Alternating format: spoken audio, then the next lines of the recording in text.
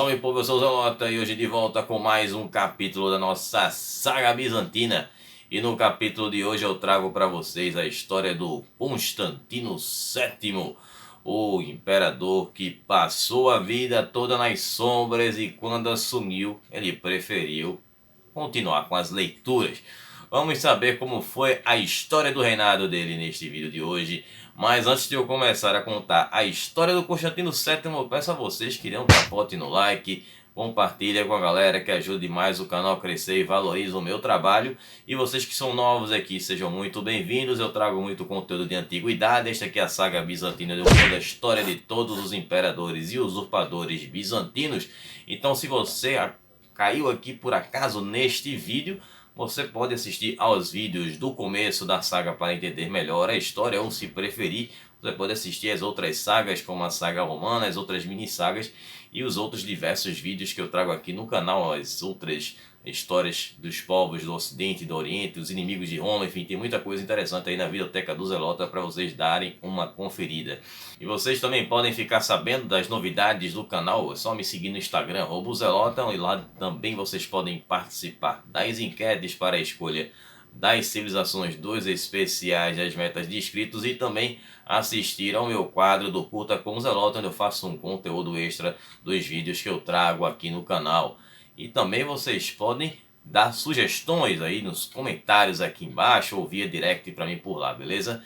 Então aqui sempre vídeos nas quartas às 20 horas com os especiais das metas de inscritos e nos sábados com a saga bizantina às 17 horas. Sempre com metodologia nada ortodoxa, com muitas imagens, muito conteúdo sem enrolação. Vamos lá, que é o que interessa. Constantino VII, ele que reinou de 913 a 959, você que foi pego de surpresa aí, nossa, quanto tempo ele ficou como imperador. Na verdade, como vocês sabem, ele passou muito tempo ali na regência e teve a usurpação gentil do Romano I, como foi contado no capítulo anterior desta saga. Se você não assistiu, vou deixar o card aqui em cima, vai lá, depois você volta para cá. Bom, Constantino Flávio Porfirogênito, nome estranho, mas eu vou explicar o porquê disso. Ele que nasceu no dia 17 ou 18 de maio de 905 em Constantinopla, era filho do imperador Leão VI e de Zoé Carbonopsina, e era sobrinho do imperador anterior a ele, é o caso seu predecessor, que chamava-se Alexandre, e tem vídeo dele também aqui no canal. Bom, seu nome Porfirogênito é uma homenagem à capela onde ele nasceu, né, que existia uma capela que foi construída para o nascimento das crianças, as monarcas que seriam futuros imperadores, e no caso dele teve toda aquela exceção, né, aquela coisa excepcional, né, que foi no caso do ser o filho de um quarto casamento do Leão VI e ser proibido pela igreja, né, ser considerado ali fornicação bestial. E aí ele fez um acordo, no caso o Leão VI, com o patriarca Nicolau Místico, para que se fosse feito aí pelo menos o batizado da criança dentro da capela, para que ele pudesse estar dentro da linha sucessória, enfim. E aí esse pórfiro, né, não confundir com porfírio, pórfiro é um tipo de cristal que fazia parte da decoração aí desta capela, então por isso que ele tinha este nome aí. Bom, seu reinado foi marcado pelas regências entre 913 a 919 com o Nicolau Místico barra Zoé Carbonopsina, né, o antigo patriarca de Constantinopla e a mãe dele. E entre os anos de 920 a 945 com o Romano I, que era o seu sogro, o usurpador gentil. Bom, ele foi casado com Helena Lacapena, que era a filha do, claro, filha do Romano I, né, com quem ele teve vários filhos. O Constantino ele vai ficar muito conhecido pelas obras que ele escreveu, né, pelo lado mais da literatura, e que são conhecidas, ou no caso, né, obras que ele encomendou, né? Então algumas ele escreveu, outras ele encomendou, praticamente a maioria foi encomendada, mas enfim, eu vou falar mais sobre isso mais na frente. Mas destacando essa coletânea de livros que se chama de Theophanes Continuatus. Bom, então existiam esses livros, né, alguns desses aqui eu vou citar, apesar dos títulos serem em latim, os textos eram escritos em grego, já que desde o reinado do Heráclio nós tivemos a mudança do idioma oficial do Império, do latim para o romano, para se distanciar do antigo Império Romano. Bom, um desses livros se chama-se De Administranto Imperio, que seria sobre o governo do Império, que é uma abordagem da política interna e externa do Império que ele deixou para o filho dele, Romano II. Um outro livro chama-se De Cerimonies, que é sobre a ordem do palácio e fala sobre as festas e cerimônias religiosas. E o outro que se chama Vita Basili, que seria a Vida de Basílio, que é a biografia do Basílio, né? Foi o primeiro imperador da dinastia macedônica, consequentemente avô do Constantino VII. Para quem viu os vídeos anteriores, sabe ali que o Basílio, enfim, não era o pai do Leão VI. O pai do Leão VI foi o Miguel III, o último imperador da dinastia Mauriana. Bom, e aí o Constantino VII, né, ele acabou não tendo uma infância feliz. Dizem que ele não tinha uma aparência muito agradável, enfim, o rapaz não era lá muito bonito, como Rômulo Augusto, o último imperador romano, que foi poupado pela sua beleza. Mas enfim, ele era muito calado, muito melancólico, ele era triste, ele era sombrio, enfim, era uma criança ali meio deixada de lado, um rapaz que teve uma adolescência aí muito infeliz também por conta dessa sua posição, sempre sendo rebaixado, né, na linha sucessória, chegando a ficar atrás até do próprio Cristóvão Lacapeno, que era seu cunhado, né, quando o Romano assumiu como imperador, colocou seus filhos como co-imperadores, e o Cristóvão, que era o filho mais velho do Romano Lacapeno, acabou se tornando ali o sucessor, né? Inclusive ele era até mais novo do que a Helena, esposa do Constantino VII. Então, porém, durante os anos, né, como figurante, vivendo nas sombras, o Constantino ele se dedicou aos estudos. Ele era muito inteligente, então ele era interessado em diversos assuntos, era um rapaz bastante letrado. Logo após a queda de Romano Lacapeno em 945, ele foi derrubado pelos seus próprios filhos, né, que tentaram tomar ali o reinado para eles. O Constantino conseguiu finalmente assumir o trono com a ajuda da Helena, de alguns políticos, alguns senadores que andavam meio sumidos já nos últimos capítulos da saga bizantina, foi popular da população, né? E aí ele assume o trono e inclusive esses outros cunhados dele acabam sendo exilados para ficar ao lado do Romano.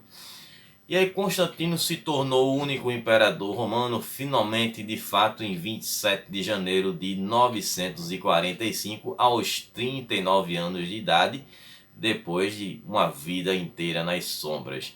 E vários meses depois que ele se tornou imperador, ele coroou seu filho mais velho, Romano II, como co-imperador.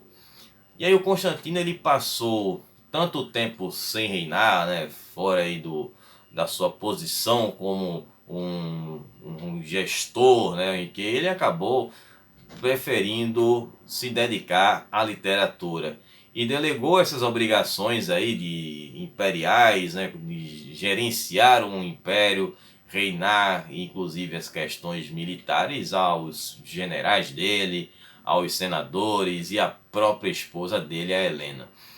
Bom, aí tivemos agora uma série de campanhas militares que foram feitas aí pelo Constantino VII, né?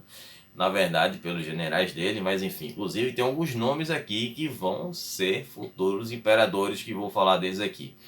Bom, em 949 o Constantino ele enviou uma frota com 100 navios para a ilha de Creta para tentar reconquistar a ilha que já há muito tempo havia sido conquistada pelos árabes.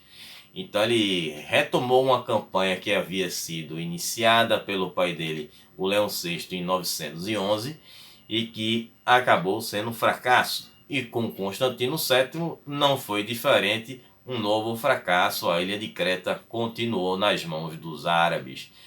E aí naquele mesmo ano de 949, com relação ali pelo menos às fronteiras terrestres, os bizantinos obtiveram sucesso, né? Conseguiram conquistar a Germânica. A Germânica não tem nada a ver com a Germânia do lado lá da Alemanha, certo? Do Ocidente.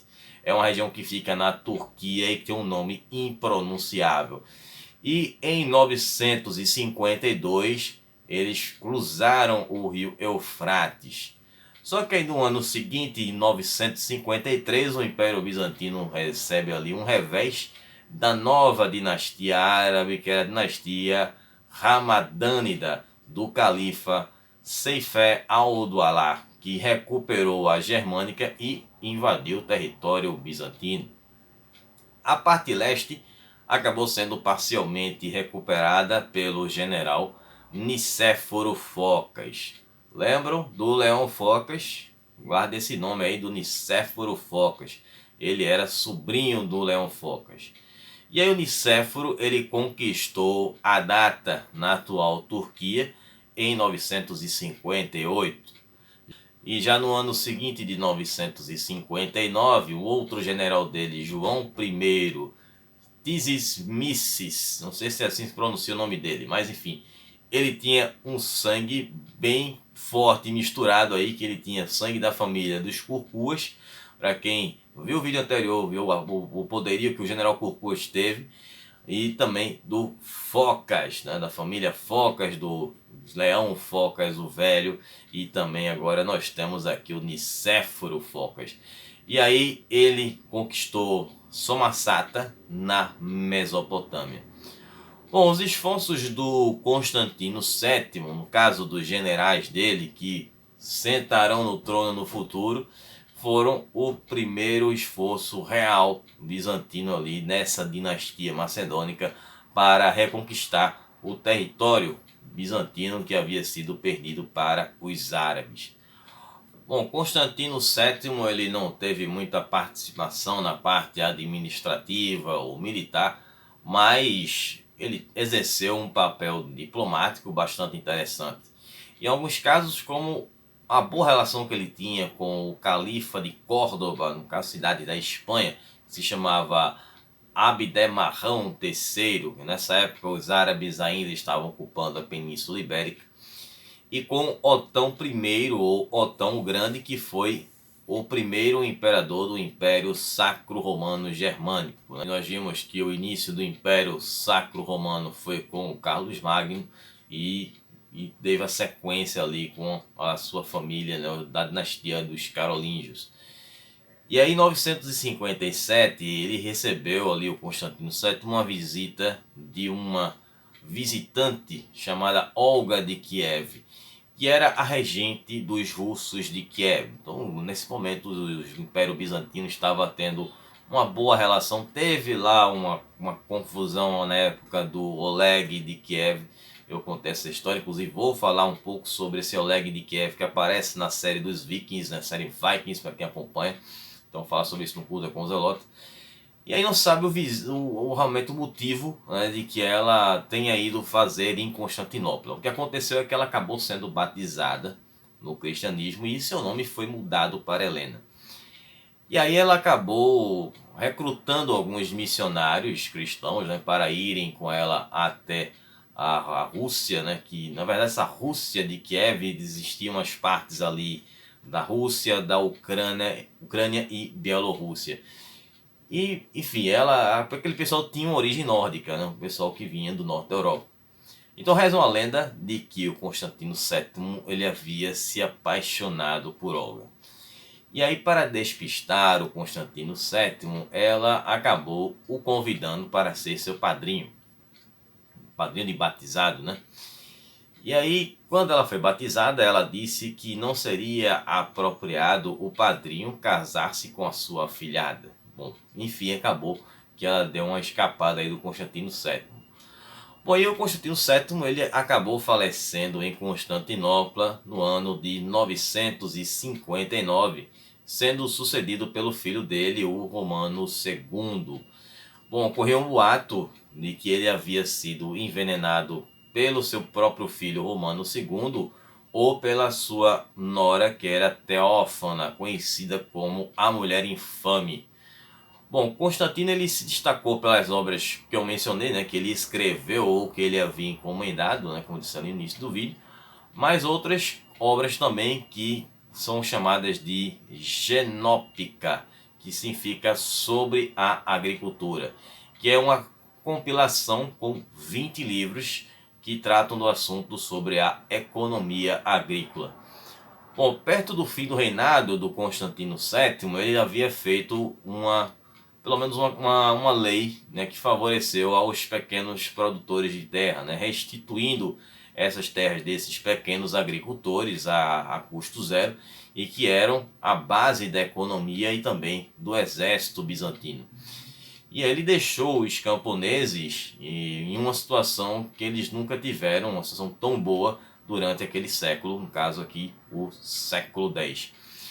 E aí ele era considerado, né, por alguns historiadores, um imperador erudito, né, que se preocupava com a história. Inclusive ele reuniu textos dos mais importantes historiadores bizantinos, para deixá-los todos dentro da biblioteca e deixar todas aquelas coisas que haviam sido registradas sobre a história do Império Bizantino. Infelizmente, alguns desses textos que eu mencionei aqui do Constantino VII, eles acabaram desaparecendo e não chegaram ao nosso tempo. Bom, a prole que o Constantino VII teve foram os filhos dele, o Leão, que acabou falecendo muito jovem, talvez muito criança, o Romano II, que veio a se tornar aí o seu sucessor, né, imperador bizantino, a Teodora, que veio a se casar com o imperador João I Tizimisces, que eu já mencionei aqui, que era seu general, viria a se tornar imperador, e fora as meninas que ele teve também, a Zoé, Ágata, Teófana e Ana, todas foram enviadas para um convento. Segundo eu apurei a história, de que elas foram enviadas pela esposa do Romano II, a Teófana, que o convenceu a mandá-las para, todas elas eram solteiras, para o convento de Caniquelon.